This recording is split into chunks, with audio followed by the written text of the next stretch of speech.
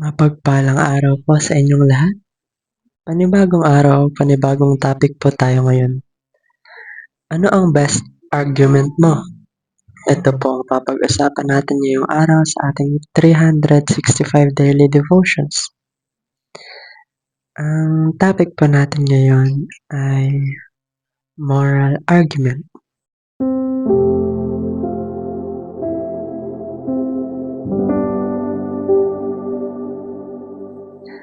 Ano po ba yun?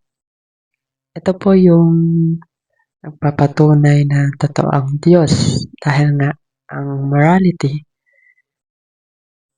ito po yung kaalaman ng tao sa mabuti at masama. Kumbaga, parang nature na natin ito. Kahit saan man tayong panig ng mundo, ay ang tao nakakaalam ng kabutihan at kasamaan. Pero syempre, dahil nga lahat ng tao ay nakakaalam ng mabuti at masama, sino ba ang nagbigay at naglagay sa ating puso ng ganun? Syempre, yung may kakayahan lang na magbigay ng moralidad sa atin ay yung meron din moralidad. At syempre, yung Panginoon iyon.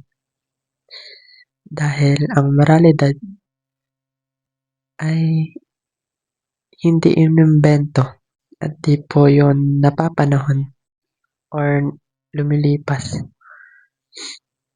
Nung simula ginawa ng tao, ang tao, simula nung ginawa si Eva at Adan, ay nakakaalam na ito ng mabuti at masama. Pero nga, minsan,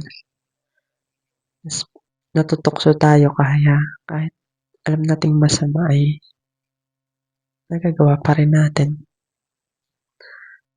Ang babasahin po natin ngayon ay Romans 2 verse 15 to 16 at ang sabi dito, "They show that the requirements of the law are written on their hearts, their consciences also bearing witness, and their thoughts sometimes accusing them, and at other times even defending them. This will take place on the day when God judges people's secrets through Jesus Christ, as my gospel declares." At kung tatagalogin naman natin ito, ipinakita ng kanilang mga gawa na nakasulat sa kanilang puso ang panuntunan ng kautusan.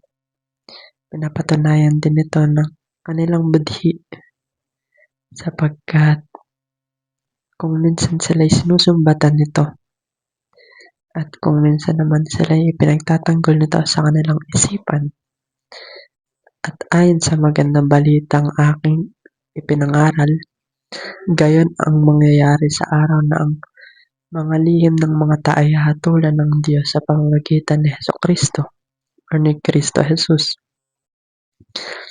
So, hindi natin pinapag-aralan or kahit hindi tayo makapagbasa ng Biblia, nakatatak na yun sa ating puso ang moralidad.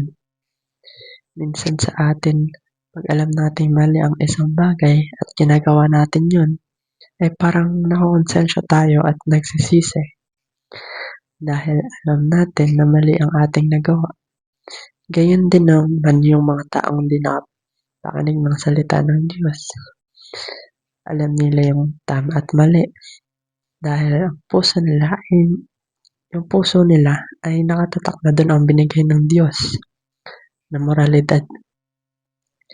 Kaya nga, hindi ito pinag-aaralan, though may tinuturo sa atin kung ano ang dapat natin gawin at hindi. Kung ano ba ang tama at yung mali. Pero parang may mga bagay na lang na iniiwasan or ginagawa na lang natin dahil alam natin na ayun yung tama or ayun yung mali. Dahil nga binigyan tayong lahat ng Diyos ng moralidad dahil siya ang Diyos. at siya ay punong-puno nito. For the glory of God the Father, everything will be just fine. Your joy will return and you will